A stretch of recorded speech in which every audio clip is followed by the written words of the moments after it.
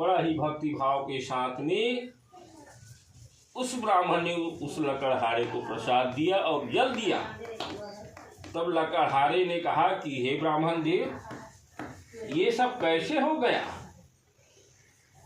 किसके प्रभाव से ये सब आपको सफलता मिला है? किसकी कृपा से?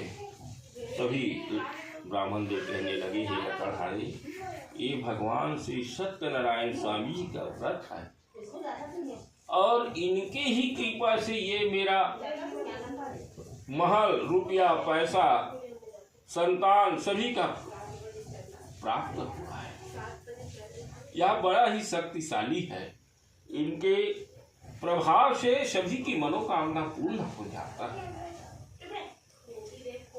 लकड़हारे ब्राह्मण देव की बातों को सुन करके प्रणाम किया और उन्होंने प्रसाद ग्रहण करने के बाद में अपने मन में संकल्प लिया कि भगवान, आज लकड़ी बेच करके जो भी रुपया पैसा मिलेगा उसका भी मैं अपने कुटुंब परिवार ब्राह्मण को मिला करके यथाशक्ति आपका रक्षा करूँगा, व्रत करूँगा।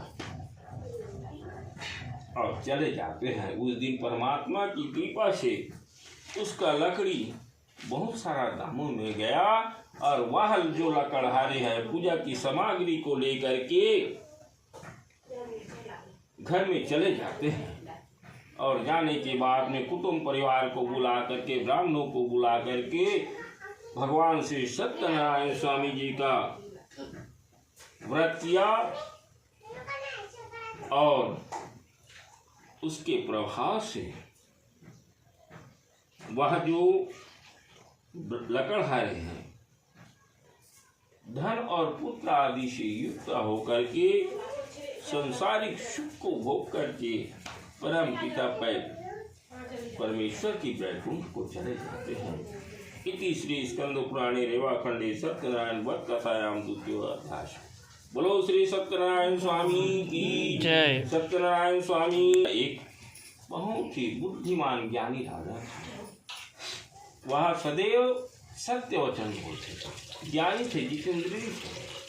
प्रतिदिन प्रातः काल उठ करके दैनिक नित्य कर्मों से नियुक्त होकर के नगर में विराजमान सभी देवालयों में जाकर के दर्शन किया।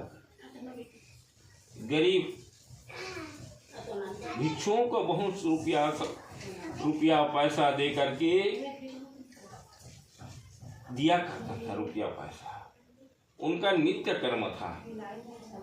उसकी जो पत्नी है बहुत ही प्रतिवर्तन है और दोनों का संसारिक जीवन बढ़िया सुखमय जीवन यापन करना।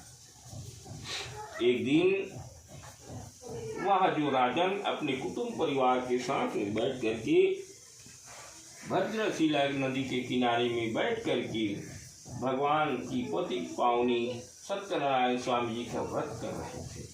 उसी समय साधु वैश्य नाम का एक बनिया है जो वह पार करके नदी के किनारे अपने नाव को ठहरा करके